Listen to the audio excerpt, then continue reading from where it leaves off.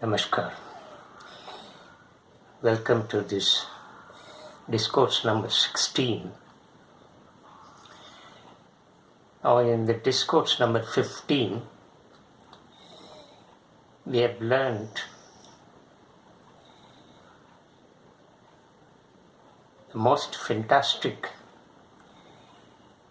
definition of yoga as given by Patanjali. Yoga Chitta Vritti Nirodha. And this way of defining the yoga is very crucial for us. In fact, the whole of Patanjali's philosophy of yoga is embedded in this sutra. This sutra can summarize what yoga is, what Patanjali would like to give us, or what Patanjali would like to deal in the rest of the sutras.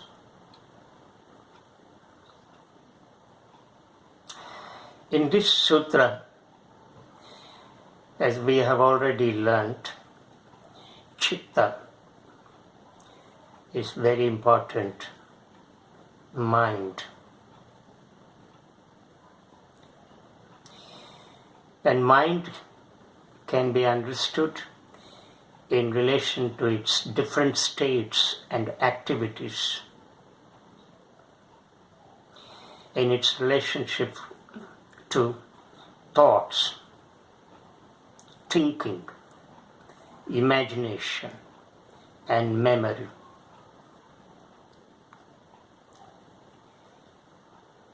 Remove all these. Where is the mind? The mind totally vanishes. In other words, mind can be understood only in relation to these elements like thoughts, thinking, actions, imagination, memory, and so on. If we are stripped of all these elements, then what are we? We are simply nothing. We will be simply doomed.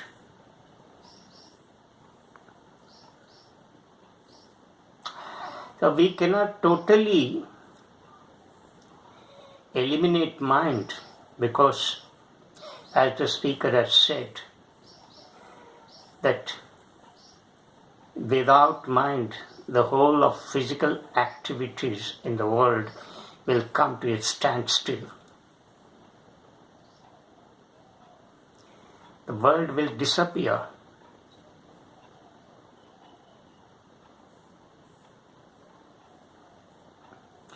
But we are examining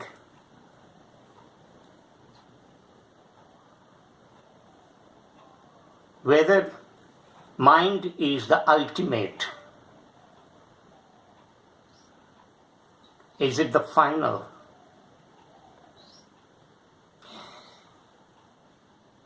Can we describe ourselves in the sense of mind?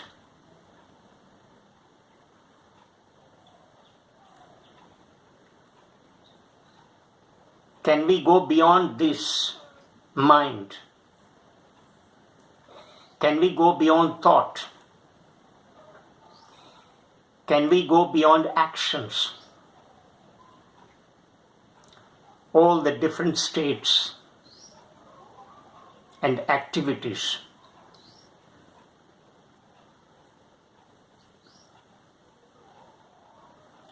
Is human nature defined only in this sense? Is there anything else beyond this? If there is, can we get into it? Can we go to that level? Can we go to that state?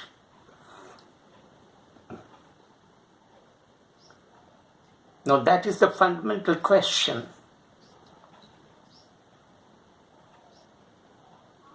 And that is why we are deliberating.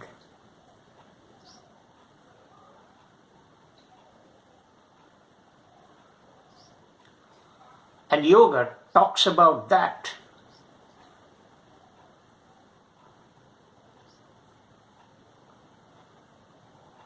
That human nature cannot be represented or defined only by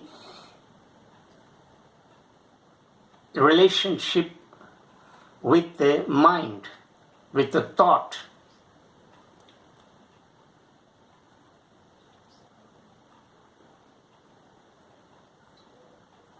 As we have just now learned, when we are stripped of the different states and activities, we remain simply nothing. So from this we understand that mind is only a myth. It doesn't have a reality. It doesn't exist in its real sense. A just born babe doesn't have mind up to 8 months. The just born babe has only that state of consciousness. Mind is yet to evolve in that babe.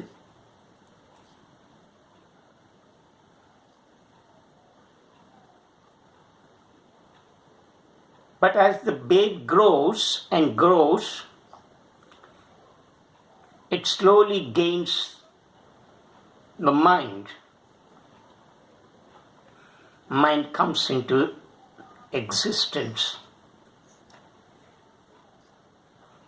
So the grown-up adult will have missed that state of consciousness.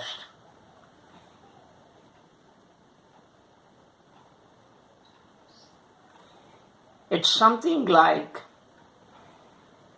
the mind is imposed on that state of consciousness, chit. Otherwise, what exists permanently, constantly, without a change is consciousness. The property of consciousness is permanency, eternal, doesn't undergo any change. It is nirguna,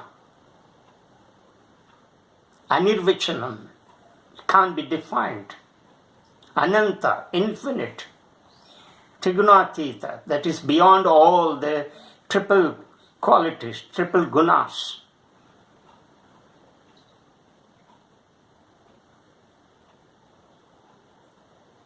But mind has the property of changing.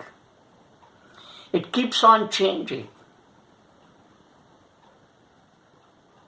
From one thought to another thought to another thought to another thought, endless. And the composition of thoughts varies from individual to individual. In a similar way, each thought, the nature of each thought differs from the other. So that is the property of mind.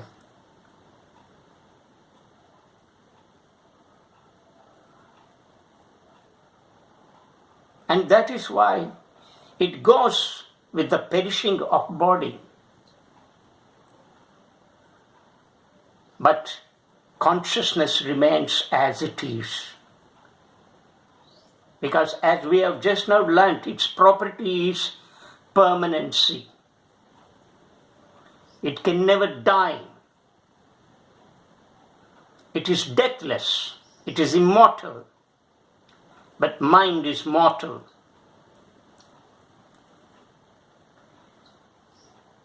So it is superimposed on the consciousness. Therefore, it is temporary. It doesn't last long, and it goes along with the perishment of the body. In this sense, mind is myth. It doesn't exist at all. It's not a reality.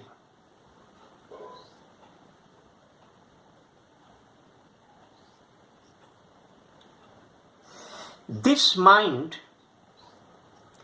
has three dimensions. One is the ordinary mind, which is sensuously perceptive. It is simply perceptive. It doesn't react. It neither reacts nor responds. Such mind simply remains to be very passive.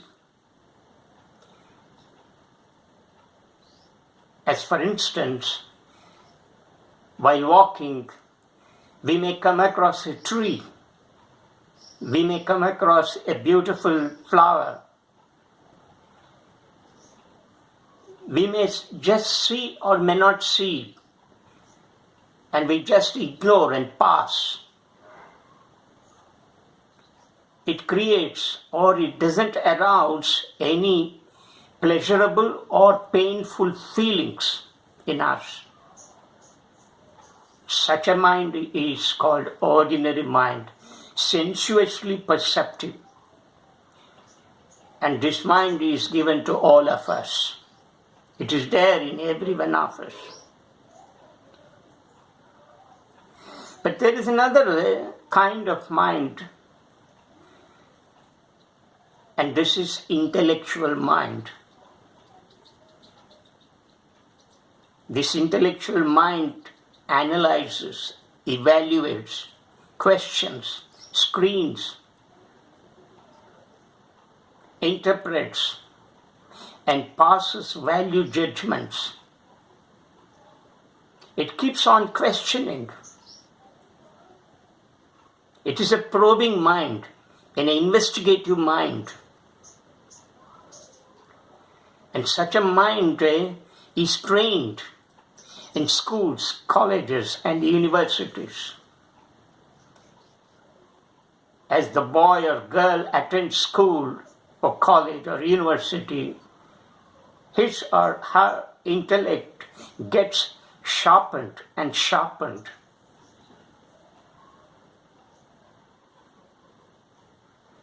And such a mind is a trained mind. It can be trained. It can be cultivated. But this degree of intellect may differ from individual to individual. One may be very sharp in intellect. One may be very low in intellect.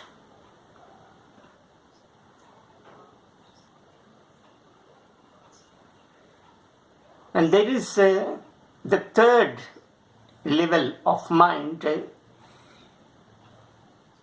and it is imaginative mind. Now, in this state of mind, imagination operates. Imagination is also given to all of us everyone has that sense of imagination, but the degree of its presence differs from individual to individual.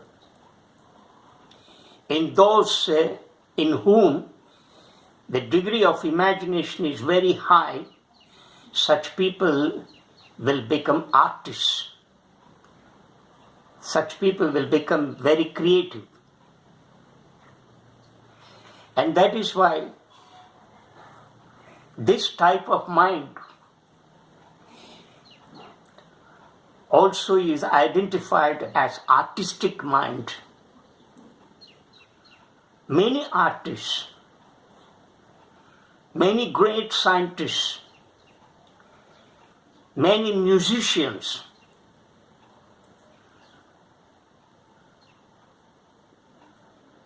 and many painters have a high degree of imagination.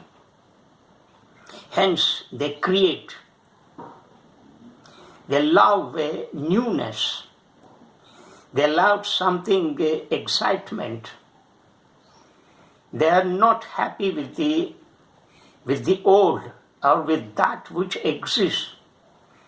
They want to see something new in its place, so they create. And such people are deeply sensitive. Being sensitive is different from being reactive.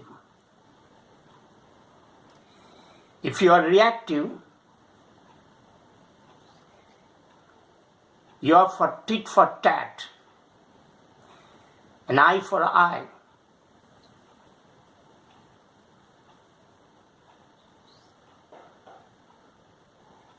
Somebody slaps you, you slap in turn. If somebody calls you an ass, you also call him an ass. This is called reaction. An emotional response to a situation.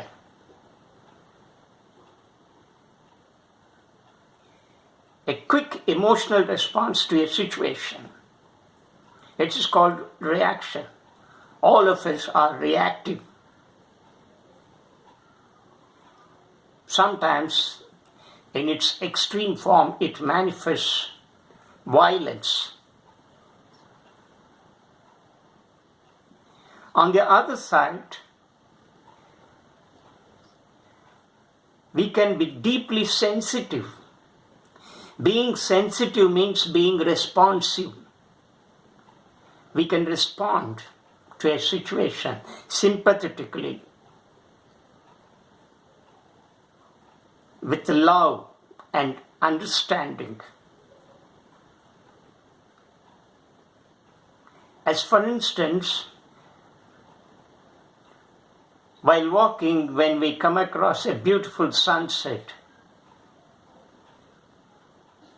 or a thing, or a tree, or a flower, if we are deeply sensitive, we stop. We watch these things in nature deeply, keenly, and intently.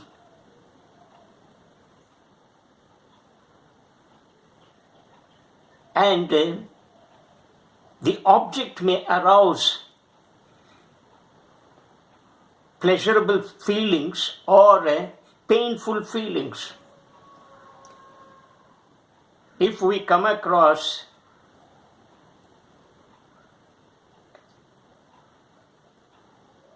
an anguish, if we come across a beggar in deep distress, if we encounter suffering, we immediately identify with that.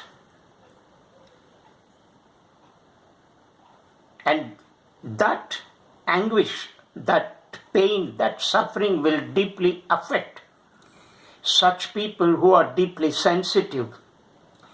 and it may arouse the feeling of pain.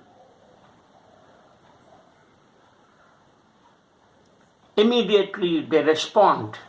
They respond with love, sympathy, and understanding.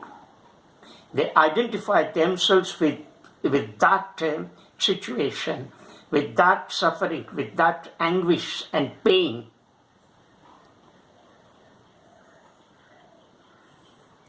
So, what we see in this example, that there are some people who are deeply sensitive, and such people are highly responsive because they are given profound feelings. They feel. They do not emotionally react, but they feel. They identify themselves with everything outside. And they think that they are not different from the outside world.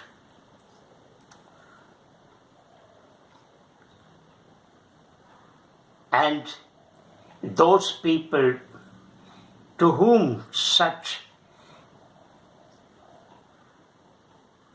sensitiveness is given to a high degree, they become very responsive. And such people alone can create.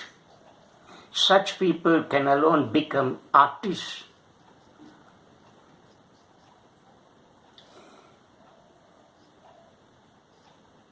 So ordinary people are sensuously perceptive. Intellectual people are both perceptive and receptive. Imaginative people are not simply perceptive and receptive, but they are responsive.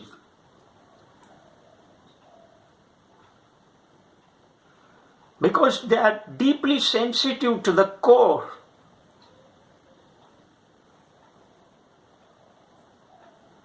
Therefore, they respond. Only such people can become artists. And yoga happens to those people in whom the degree of imagination is very high, because they can easily plunge into that state of consciousness. They can easily penetrate, they can easily touch that. People who are given this sharp intellect keep on questioning. They become highly skeptical. Questioning helps us to a certain extent. It may take us to the doorsteps of that consciousness. We may touch the peripheral. We may touch the outer ring, but we cannot get into that. To get into that, we need a high degree of imagination. So, when intellect is supplemented, assisted, or supported by a high degree of imagination, such people can easily fit to enter into the state of yoga. Yoga happens only to such people. Not to the ordinary people who are merely perceptive. They are not receptive.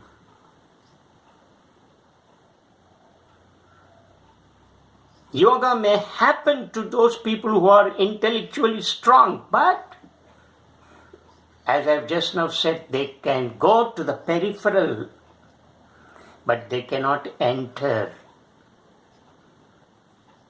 because they lack that degree of imagination. We need that high degree of imagination to plunge into that.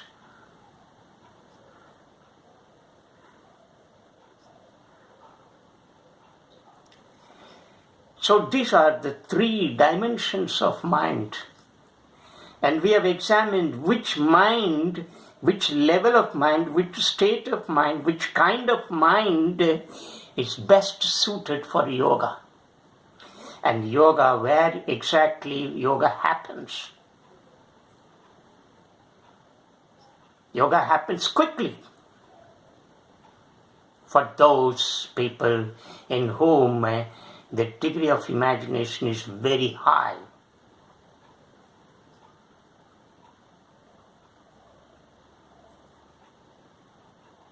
The speaker is not downgrading the intellectuals in whom the intellect is very sharp and strong. They too can go by questioning, by probing, by investigating. They can go, but they will reach the outer level and stop there. Because they keep on questioning. They are very skeptical. They are very doubtful. And they cannot plunge immediately. Because to plunge into that state, you need a high degree of imagination. You need to drop that the questioning. That questioning helps you take only to a certain level. Beyond that, questioning will not help you understand the complexities, the mysteriousness of this whole creation.